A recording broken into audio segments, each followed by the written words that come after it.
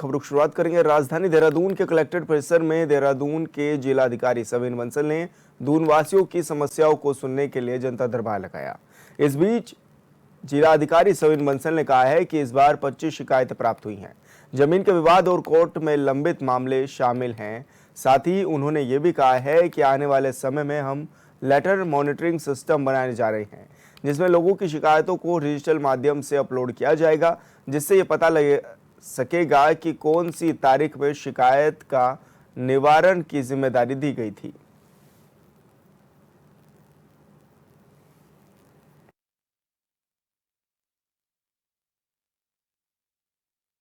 जिसमें land disputes और कुछ पेंडिंग कोर्ट मैटर्स और हमारी जो जनरल सिटीजन सर्विसेज हैं उनके एक्सेस के रिगार्डिंग थी। सो उसमें सभी अधिकारियों की उपस्थिति में जो मौके पर ही निवारण कर सकते थे उनका किया गया है, और जो त्वरित जांच कमेटी बनाकर टाइम बाउंड तरीके से उनको निष्पादित करने के लिए भी निर्देशित किया गया है। कुछ में जो पिछला संदर्भ है और जो रिकॉर्ड्स हैं वो चेक करने पड़ते हैं, तो उसमें भी एक निश्चित समय अवधि के अंदर प्रस्तुत करने के निर्देश। और संवाददाता हिमांशु गौड़ हमारे साथ लाइव जुड़ गए हैं। हिमांशु, क्या कुछ जानकारी मिल रही है, किस तरह की समस्याओं को सुना है डीएम ने? जी बिल्कुल विशाल, डीएम सविन बंसल ने एक बार फिर जनता दरबार लगाया है, जिसमें तमाम लोगों ने अपनी समस्याओं को रखा है, चाहे लैंड इशू हो, जुडिशरी इशू हो और तमाम और भी समस्याएं अपने हित और जनता के हित से जुड़ी काफ़ी जनप्रतिनिधियों ने भी इस जनता दरबार में प्रतिभाग किया और जनता से जुड़े काफ़ी समस्याओं का निराकरण किया। राजधानी देहरादून हो या अपने कुछ व्यक्तिगत मामले हो, उनकी जो समस्याएँ हैं उनको डीएम देहरादून ने सुना और मौके पर तमाम आला अधिकारी जो थे उनको निर्देशित किया है कि जनता की जो समस्याएं हैं उनको तत्काल प्रभाव से निराकरण उनका किया जाए और जनता की समस्याओं को सुना जाए। इसी के साथ ही अब डिजिटल माध्यम से भी अब जनता की समस्याओं को सुना जाएगा, जिसमें लेटर मॉनिटरिंग की जाएगी, जिसमें कि जनता की समस्याओं को अब लेटर के द्वारा ऑनलाइन डीएम के पोर्टल पर डाला जाएगा और डीएम उसको देखेंगे कितने तारीख में ये समस्या आई है और कब किस अधिकारी ने इसका निराकरण किया है, पूरी मॉनिटरिंग उसकी होगी। तो इस प्रकार से कहीं ना कहीं जो डीएम देहरादून है वो निश्चित रूप से जनता की समस्याओं को सुन रहे हैं। लगातार जनता दरबार के माध्यम से प्रत्येक सप्ताह जिस प्रकार से वो जनता दरबार लगाते हैं, लोगों की समस्याओं को यहाँ पर सुन रहे हैं। लेकिन हिमांशु, जिस तरह से जमीनों के धोखाधड़ी के मामले भी लगातार सामने आते रहते हैं, ऐसे में क्या कुछ निर्देश दिए जा रहे हैं, किस तरह की तैयारी है कि इन सब चीज़ों को कम किया जा सके? जी बिल्कुल विशाल, ज़मीनों की धोखाधड़ी का मामला एक बड़ा मामला राजधानी देहरादून में खासकर विशेषकर बन जाता है और उसको रोकने के लिए सरकार तमाम प्रयास कर रही है। लगातार लोगों को जन जागरूकता अभियान हो, ज़मीनों की मॉनिटरिंग हो, ज़मीनों की जांच हो, अवैध बस्तियों की जांच हो, अवैध जो अतिक्रमण हो उसकी जांच हो। तमाम ऐसे प्रयास जो है सरकार लगातार कर रही है और लोगों से भी अपील कर रही है कि अगर आप ज़मीन का सौदा करते हैं तो उसमें पूरी जाँच के बाद ही किसी ज़मीन के लेन देन पर हस्ताक्षर करें या बिल पेमेंट आप करें, उसको लेकर भी यहाँ पर विचार विमर्श किया गया। लोगों की जो जमीन से जुड़े पेंडिंग मामले थे उनको डीएम देहरादून ने सुना है।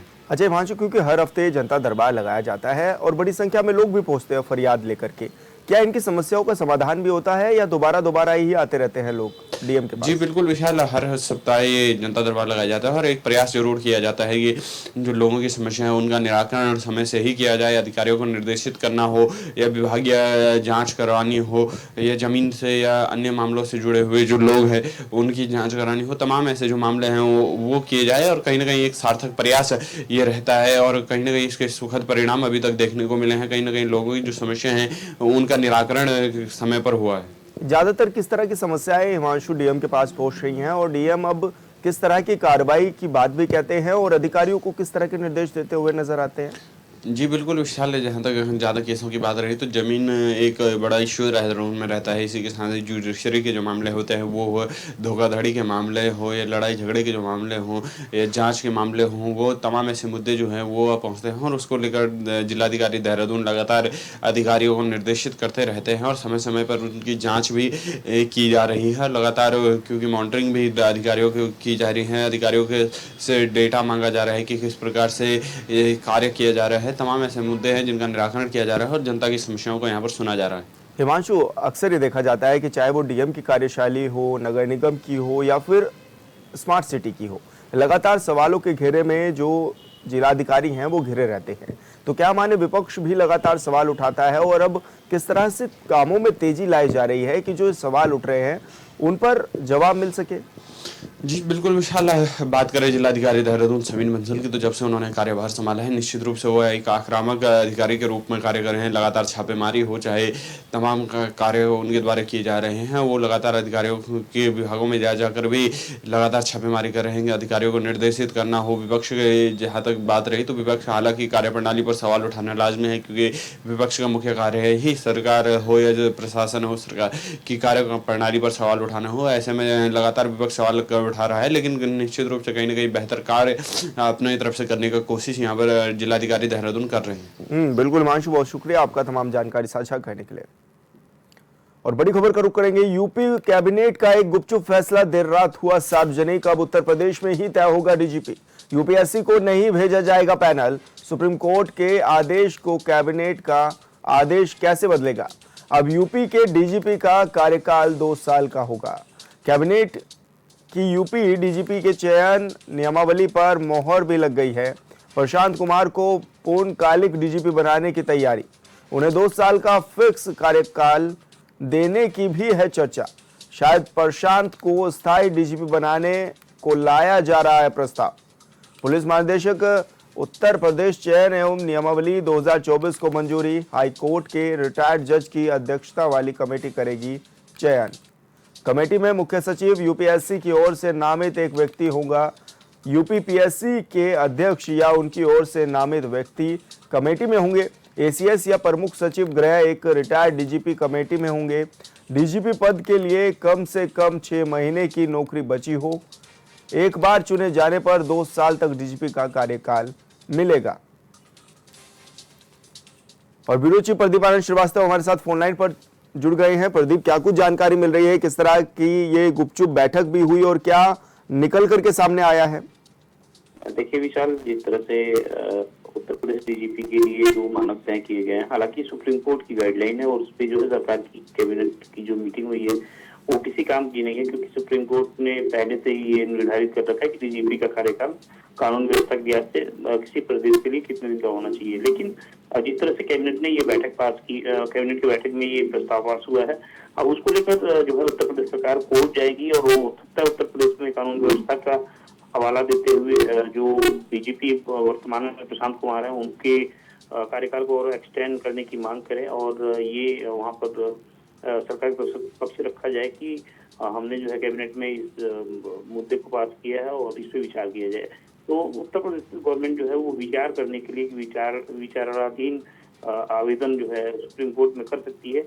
लेकिन अगर हम बात करें तो ये जो कैबिनेट के बैठक में ये जो प्रस्ताव पास हुआ है, इसमें इस बात का कोई बहुत बड़ा इशू हम नहीं ले सकते, क्योंकि सुप्रीम कोर्ट की गाइडलाइन है और कोई भी कैबिनेट की बैठक हो या किसी भी स्तर का कोई भी बैठक हो जाए, अगर सर्वोच्च न्यायालय ने फैसला अपना पहले से सुरक्षित रखा हुआ है तो वो वहाँ पर उस तरह के प्रस्ताव पास ना होते हैं ना ही लागू होते हैं। फिलहाल जानकारी ये है कि उत्तर प्रदेश सरकार इसमें अपनी सफाई को लेकर जो है अन्य उच्च न्यायालय तक अपनी बात रखने के लिए जाएगी। प्रदीप, क्या माने कि जिस तरह से कैबिनेट ने ये फैसला भी लिया और कौन कौन लोग इसमें शामिल होंगे कि ये चयन कर सकेंगे कि डीजीपी कौन होगा, और दूसरा जिस तरह से आप भी बता रहे हैं कि सुप्रीम कोर्ट की गाइडलाइन पहले से ही जारी हो रखी है, तो ऐसे में क्या माने कि किस तरह की अब कवायद भी शुरू हो रही है राज्य में और इसका क्या फायदा और क्या नुकसान भी हो सकता है?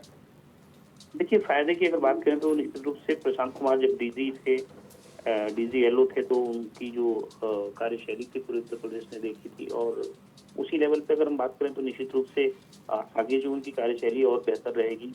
और अभी हमने देखा बहराइच हिंसा या फिर अमरोहा कांड, इन सब जगहों पर प्रशांत कुमार खुद जो उपस्थिति रही और पुलिस ने काफी सूझबूझ से काम लिया, तो इसका एक माइलेज तो उत्तर प्रदेश सरकार को मिल सकता है। लेकिन ये स्थिति कब से लागू होगी और कब तक बनी रहेगी, इस पर भी संशय बरकरार है जब तक कोर्ट का कोई फैसला ना आ जाए। बिल्कुल प्रदीप, बने रहिए आप हमारे साथ।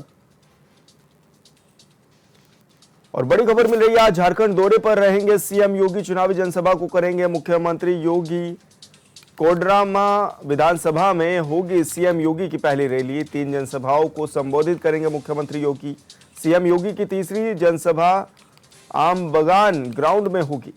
तो बड़ी खबर आपको बता रहे हैं, जहां पर मुख्यमंत्री योगी आदित्यनाथ आज झारखंड दौरे पर रहने वाले हैं।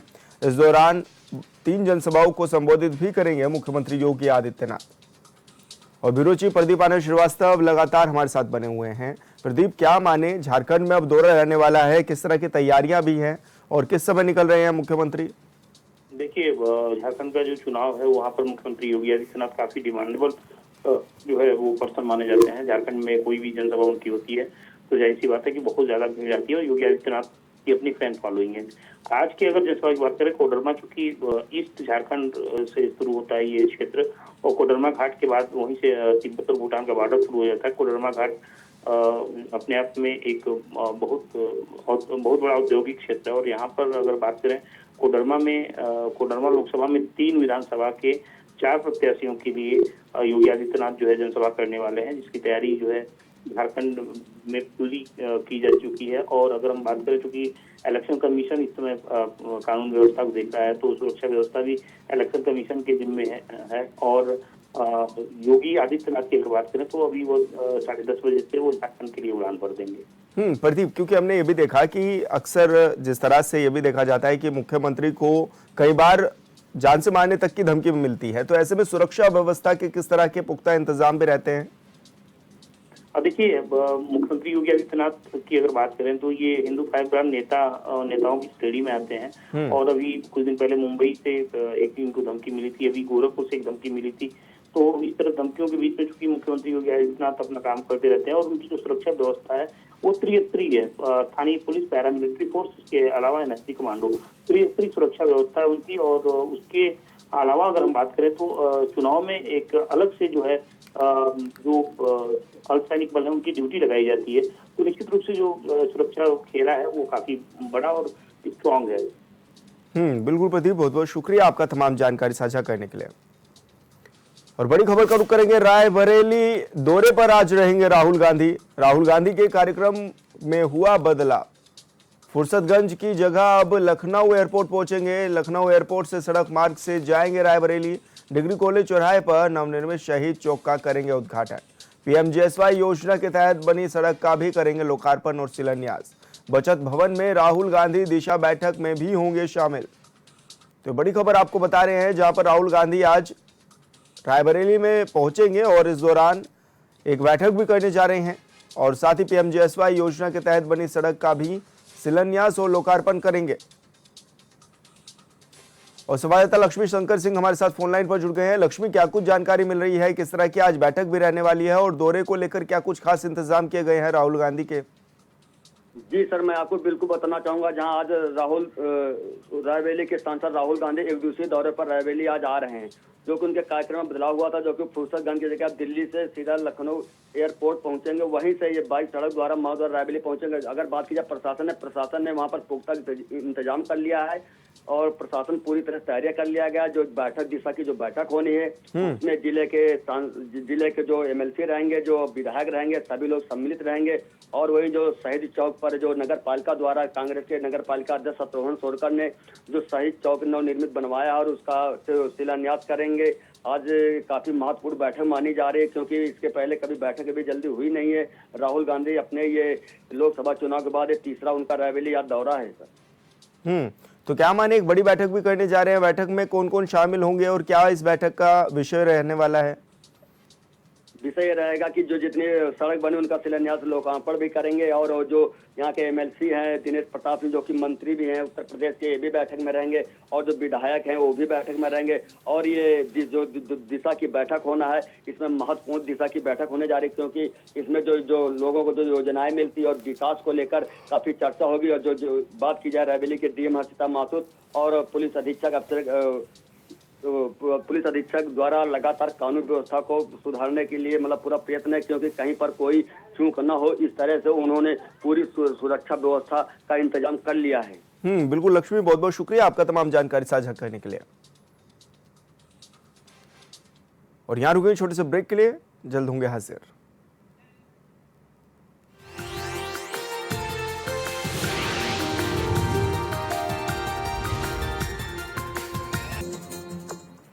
ब्रेक के बाद स्वागत है आपका। मैनपुरी में अपने भतीजे सपा प्रत्याशी तेजपाल यादव के प्रचार में डिंपल यादव पहुंची हैं, जहां उन्होंने बीजेपी पर निशाना साधते हुए कहा है कि बीजेपी पहले सबका साथ सबका विकास का नारा देती थी, लेकिन अब बीजेपी बांटोगे तो काटोगे के नारे के साथ मैदान में उतर चुकी है। बीजेपी के नेता जो नारा देते थे वो उनकी मंशा और विचारधारा को दर्शाती है।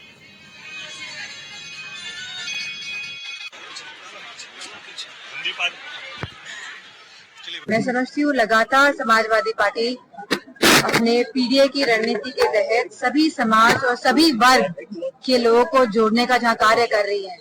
जहाँ इसमें पिछड़ा, दलित, अल्पसंख्यक है, वही यहाँ पे हमारे अगड़े भी हैं, हमारी आधी आबादी महिलाएं भी हैं। और मुझे खुशी इस बात की है क्योंकि अन्याय लगातार इस सरकार द्वारा बढ़ता जा रहा है। इस सरकार के द्वारा जो बढ़ता जा रहा है, तो लोग कहीं ना कहीं अब इस बात को समझ रहे हैं कि ये झूठी सरकार, झूठे वादों वाली सरकार है और कहीं ना कहीं अपने देश और अपने परिवार के भविष्य के लिए मैं समझती हूँ समाजवादी पार्टी। आगरा में अनुपराचित सीवेज छोड़कर यमुना नदी को प्रदूषित करने के मामले में अब नगर निगम को जुर्माना अदा करना होगा। सोमवार को नगर निगम की अपील पर सुनवाई करते हुए सुप्रीम कोर्ट ने 58.39 करोड़ रुपए का पर्यावरणीय मुआवजा देने का भी आदेश दिया है। न्यायालय ने नगर निगम की लापरवाही के कारण नदी में पर्यावरणीय गिरावट को गंभीरता से लिया है। बता दें कि शहर में दूषित यमुना नदी के मामले में डॉक्टर संजय कुलश्रेष्ठ ने एनजीटी में दायर याचिका की थी और उनकी याचिका पर सुनवाई करते हुए एनजीटी ने 24 अप्रैल के आदेश में आगरा नगर निगम को 3 महीने के भीतर उत्तर प्रदेश प्रदूषण नियंत्रण बोर्ड के पास क्षतिपूर्ति जमा कराने का भी निर्देश दे दिया था।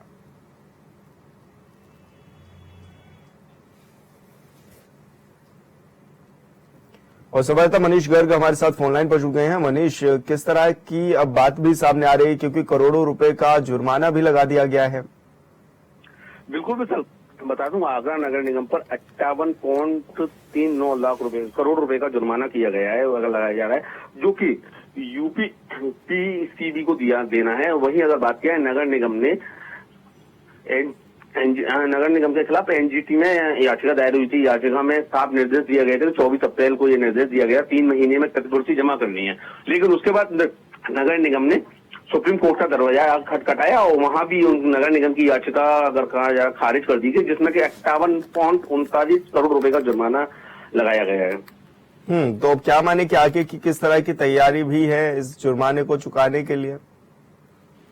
बिल्कुल बात की है नगर निगम, अब वही है, सुप्रीम कोर्ट के आदेश हैं तो कहीं ना कहीं जुर्माना तो देना पड़ेगा। लेकिन अब कहीं ना कहीं दोबारा से याचिका ये कहकर सामने आ सकती है कि जो जुर्माना है वो कहीं ना कहीं कम कर दिया जाए, तो कहीं ना कहीं राहत की बात ये निकल के आ सकती है कि याचिका जब दायर होगी तो उसमें ये कहा जाएगा कि 58.39 या कुछ कम कर दिया जाए, तो ये एक अलग बात है। लेकिन जुर्माना कहीं ना कहीं नगर निगम के लिए एक बड़ी कह सकते हैं हम लोग कि खबर है कि कहीं ना कहीं नगर निगम पर जिस प्रकार का जुर्माना है वो जो वही बात की जाए, जो जुर्माने की बात की जाए, जो यमुना नदी है उसमें सीवेज का पानी छोड़ने को लेकर याचिका दायर की गई थी संजय कुलश्रेष्ठ द्वारा, जिसमें कि ये आदेश दिया गया। बिल्कुल मनीष, बहुत बहुत शुक्रिया आपका तमाम जानकारी साझा करने के लिए। आगरा में वायुसेना हादसे के बाद क्रैश हुए प्लेन का गिरने वाला वीडियो भी सामने आया है। हवा में कलाबाजी खाते खेत में प्लेन दिखाई दे रहा है। वहीं हादसे के बाद पायलट का पैराशूट से उतरते वीडियो भी सामने आया है। बता दें कि आगरा के कागारोल में वायुसेना का प्लेन क्रैश हुआ था। प्लेन क्रैश के दौरान पायलट और को पायलट ने कूदकर अपनी जान बचाई थी।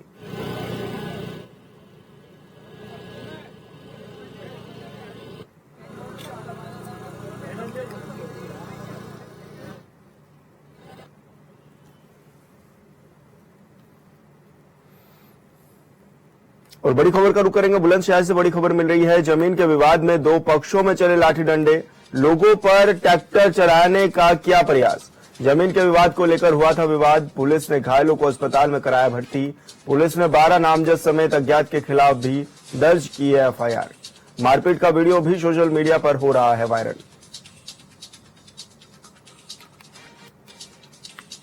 तो बड़ी खबर आपको बता रहे हैं, जहां पर पुलिस ने घायलों को अस्पताल में भर्ती कराया है।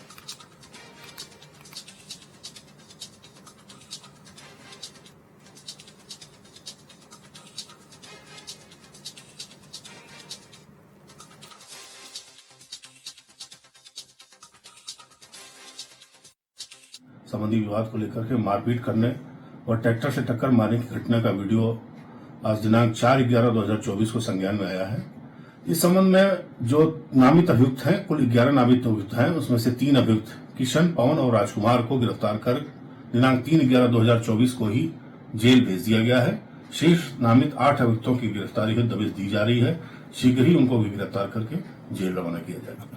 अक्षय नवमी देवोत्थान एकादशी की परिक्रमा को लेकर नगर निगम ने तैयारियां शुरू कर दी हैं। सोमवार को सहायक नगर आयुक्त राकेश कुमार त्यागी जय सिंहपुरा, अहिल्यागंज आदि क्षेत्रों में निरीक्षण करने पहुंचे और खराब रास्तों को जल्द दुरुस्त करने के निर्देश नगर निगम के कर्मचारियों को दिए।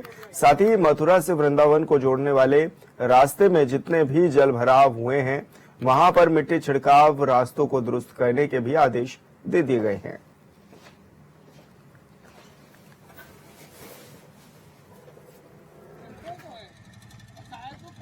में कार्तिक माह में परिक्रमा लगती है। जो श्रद्धालु तीर्थयात्री आते हैं वो परिक्रमा लगाते हैं मथुरा वृंदावन की, तो उसी के दृष्टिगत आज जो परिक्रमा मार्ग है उसका निरीक्षण किया था। जयसिंहपुरा, अहिल्यागंज और अक्रूर मंदिर तक आगे तक, तो जहाँ जहाँ गड्ढे हैं या पानी भर गया है उसको ठीक कराने की व्यवस्था होगी और जहाँ मिट्टी पड़नी है, जहाँ लाइट है, शौचालय वगैरह की सुविधा होगी सबका। और फिलहाल इस बुलेटिन में इतना ही। आप देखते रहिए Channel 24/7। नमस्कार।